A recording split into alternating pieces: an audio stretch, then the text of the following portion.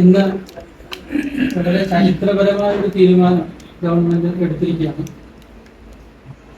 മലപ്പുറം ജില്ലയിലെ 120 അഡീഷണൽ ബാച്ചുകൾ +1 അനുവദിച്ചിരിക്കുകയാണ്.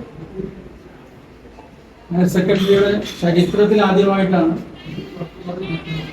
ഒരു ജില്ലയ്ക്ക് ഒരു ഘട്ടത്തിൽ ഇത്രയും അധികം അഡീഷണൽ ബാച്ചുകൾ അനുവദിക്കുന്നു.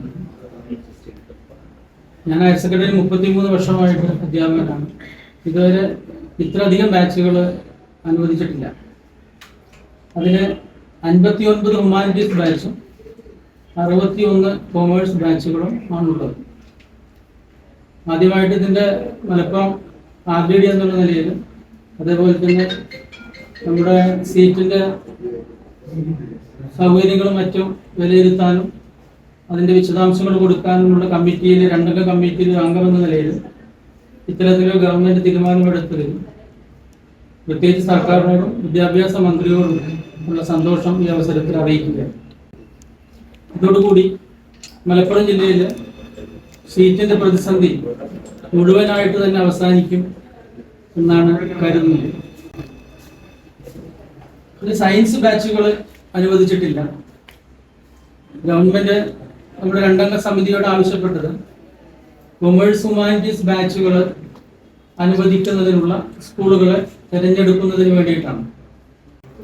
പിന്നീട് 120 ബാച്ചുകളാണ് നമ്മൾ അനുവദിക്കുന്നത്, ഇപ്പോൾ അനുവദിച്ചിട്ടുള്ളത്. അതിൽ 60, 65 വരെ എടുക്കാം. 60 കുട്ടികളുടെ എണ്ണം എടുക്കുകയാണെങ്കിൽ 7200 കുട്ടികൾക്ക് ഇനിയും അഡ്മിഷൻ ലഭിക്കും. 65 വെച്ചിട്ടാണെങ്കിൽ അതിന് അവൈലബിലിറ്റി അനുസരിച്ച്, കുട്ടികളുടെ ആവശ്യകത അനുസരിച്ച് 65 വരെ ഗവൺമെന്റ് വിദ്യാലയങ്ങളിൽ അനുവദിക്കാനുള്ള അധികാരം ഗവൺമെന്റിനുണ്ട്. അങ്ങനെയാണെങ്കിൽ 7800 സീറ്റുകൾ ഇനിയും കുട്ടികൾക്ക് ലഭ്യമാകും. ഇപ്പോൾ അതിൽ 3540 സീറ്റ് ഹ്യൂമാനിറ്റീസിനും 3660 സീറ്റ് കൊമേഴ്സിനും 60 വെച്ച് കൂട്ടുകയാണെങ്കിൽ അത്രയും സീറ്റുകൾ കുട്ടികൾക്ക് ഇപ്പോൾ അടുത്ത ദിവസം തന്നെ, നാളെ GRL കഴിഞ്ഞ് അടുത്ത ദിവസം തന്നെ അവൈലബിൾ ആകും. ഫസ്റ്റ് സപ്ലിമെന്ററി കഴിഞ്ഞിരിക്കുകയാണ്. 6446 സീറ്റുകളായിരുന്നു ബാലൻസ് ഉണ്ടായിരുന്നത്. അതിൽ 1200 കുട്ടികൾ ചേർന്നിട്ടില്ല. ICT സെല്ലിന്റെ കണക്കുകളാണ്, നമ്മൾ മാനുവലായിട്ട് എടുത്താൽ കിട്ടില്ല. അതിന് കാരണം അതിൽ 3300 കുട്ടികൾ പിന്നെ 2 ജില്ലകളിൽ, അതായത് തൃശ്ശൂർ, പാലക്കാട്, അങ്ങനത്തെ 2 ജില്ലകളിലുള്ള കുട്ടികൾ മലപ്പുറത്ത് അപേക്ഷിക്കും. അങ്ങനെ 2 സ്ഥലത്ത് അപേക്ഷിക്കാനുള്ള ഓപ്ഷൻ ആ കുട്ടികൾക്കുണ്ട്. അങ്ങനെ കൊടുത്ത കുട്ടികളായിരിക്കാം ഈ 1200 കുട്ടികൾ. അവർ ചേർന്നിട്ടില്ല. നമുക്ക് ഈ 1200 സീറ്റുകൾ കൂടി ഇപ്പോൾ വേക്കൻ്റ് ആണ്.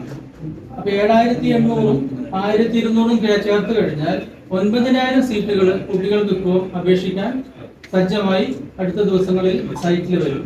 പക്ഷെ നമ്മുടെ ഇവിടെ വന്ന കഴിഞ്ഞ വർഷങ്ങളിലൊക്കെ ഇങ്ങോട്ട് വന്ന ഷിഫ്റ്റഡ് ബാച്ചുകൾ, കഴിഞ്ഞ വർഷം വന്ന 54 താൽക്കാലിക ബാച്ചുകളൊന്നും ഇതുവരെ ഇവിടുന്ന് പോയിട്ടില്ല. കുട്ടികളുടെ കുറവ് മലപ്പുറം ജില്ലയിൽ അങ്ങനെ വന്നിട്ടില്ല. ഈ താൽക്കാലിക ബാച്ച് എന്ന് പറയുന്നത് കൊണ്ട് അത് താൽക്കാലികമാണ് എന്ന അർത്ഥമില്ല. അത് ഭാവിയിൽ 7054 വിദ്യാർത്ഥികളാണ് അങ്ങനെ ഫസ്റ്റ് 3 ഘട്ട അലോട്ട്മെന്റ് തന്നെ വെട്ടിയിരിക്കുന്നത്. ഇപ്പോൾ സാറ് പറഞ്ഞ ഈ കണക്ക് പ്രകാരം സപ്ലിമെന്റ് അലോട്ട്മെന്റ് ശേഷമുള്ള അലോട്ട്മെന്റ് കണക്ക് സർക്കാർ പ്രസിദ്ധീകരിച്ചിട്ടില്ല ഔദ്യോഗികമായിട്ട്. അങ്ങനെ സാർ പറഞ്ഞത് വിശ്വസിച്ചെടുക്കുന്ന 1200-ഓളം വിദ്യാർത്ഥികൾ അപ്പോഴും പുറത്താണ്. ഈ വിദ്യാർത്ഥികൾക്ക് ഇനിയിപ്പോൾ അടുത്ത ഘട്ട അലോട്ട്മെന്റ് വരികയാണെങ്കിൽ, ഇപ്പോൾ അധിക ബാച്ച് അനുവദിച്ചതിലേക്ക് അലോട്ട്മെന്റ് വരികയാണെങ്കിൽ അപേക്ഷിക്കാനുള്ള അവസരം നിലവിലെ പോളിസി അനുസരിച്ച് ലഭിക്കില്ല. സ്വാഭാവികമായും ആ കുട്ടികളും ഈ സിസ്റ്റത്തിൽ നിന്ന് പുറത്തു പോവുകയാണ്. 1200 കുട്ടികൾ ചേർന്നിട്ടില്ല. വിദ്യാർത്ഥികൾ മറ്റുള്ള ജില്ലകളിൽ നിന്നാണ് ഉറപ്പൊന്നുമില്ലല്ലോ. നോൺ ജോയിൻ വിദ്യാർത്ഥികളാണ് പറയുന്നത്. നമുക്ക് കാരണം പറയാൻ പറ്റില്ല. ഉറപ്പുണ്ടോ അത് മറ്റുള്ള ജില്ല കിട്ടിയത് കൊണ്ടാണ് അഡ്മിഷൻ എടുക്കാതിരുന്നത്? ഉറപ്പുണ്ടോ? അങ്ങനെ ഒരു സിസ്റ്റം അല്ലല്ലോ അത്. നോൺ ജോയിൻ വിദ്യാർത്ഥികളാണ് അതിന്റെ രീതി. വലിയൊരു പ്രശ്നമുണ്ട്. VHSC ഇതേ വിദ്യാഭ്യാസ വകുപ്പിലാണ്. VHSC ഇതേപോലെ നോൺ ജോയിൻ വിദ്യാർത്ഥികൾക്ക് സപ്ലിമെന്റ് അലോട്ട്മെന്റ് അപേക്ഷിക്കാനുള്ള അവസരമുണ്ട്. ആ അവസരം എന്തുകൊണ്ടാണ് HSC കൊടുക്കാത്തത്? ഇതിന് ഈ ഏകജാലക സംവിധാനമായിട്ട് നമ്മൾ നേരിട്ട് ബന്ധപ്പെടുന്നില്ലേ ഈ ഓഫീസ്. അപ്പൊ ഇതിൽ എന്തെങ്കിലും നമുക്ക് സജഷൻസ് കിട്ടിക്കഴിഞ്ഞാൽ നമ്മൾ അങ്ങോട്ട് അയച്ചു കൊടുക്കുകയും അവരത് ഗവൺമെന്റ് സ്ഥലത്തിൽ പരിഗണിക്കുകയാണ് ചെയ്യും. അപ്പൊ ഇതില് മറ്റ് ഇങ്ങനത്തെ എന്തെങ്കിലുമൊക്കെ പരാതികൾ നമുക്ക് കിട്ടിക്കഴിയുമ്പോൾ നമ്മൾ എന്ത് ചെയ്യാറുണ്ട്, മുകളിലേക്ക് അയച്ചു കൊടുക്കാറുണ്ട്. അല്ലാതെ പൊതുവായിട്ട് ഈ പരാതി ഒന്നിനും കിട്ടിയിരുന്നെങ്കിലും നമ്മളത് അവിടേക്ക് അയച്ചു കൊടുക്കാന്നല്ലാതെ ഇവിടുന്ന് അതിന് സംവിധാനങ്ങൾ നമുക്ക് ചെയ്യാനുള്ള എന്തെങ്കിലും നടപടി സാർ അയച്ചു കൊടുത്തതിൽ എന്തെങ്കിലും നടപടി സർക്കാർ തീരുമാനിച്ചു? നമുക്ക് സാർ അയച്ചു കൊടുത്ത പരാതിയിൽ എന്തെങ്കിലും നടപടി സർക്കാർ എടുത്തിട്ടുണ്ടോ എന്നാണ് ചോദിച്ചത്. അത് എടുത്തിട്ടുണ്ടോ തന്നെ ആ കുട്ടിക്ക് അറിയാമല്ലോ. നമുക്ക് നേരിട്ട് ഒരു കണക്ഷൻ ഇല്ല. ആ കുട്ടിയെ അവരത് ചേർക്കുകയോ ഇപ്പൊ IED കേസിലൊക്കെ ചില കേസുകൾ അങ്ങനെ വരാറുണ്ട്. ഇന്ന് നമുക്കത് മറുപടി വരാറില്ല. കുട്ടിയെ ആ പിന്നെ ലിങ്കിൽ ആ സോഫ്റ്റ്വെയർ ഉൾപ്പെടുത്തുന്ന സിസ്റ്റം ഒക്കെയാണ് വരാറ്. അങ്ങനെ വല്ല വന്നിട്ടുണ്ടോ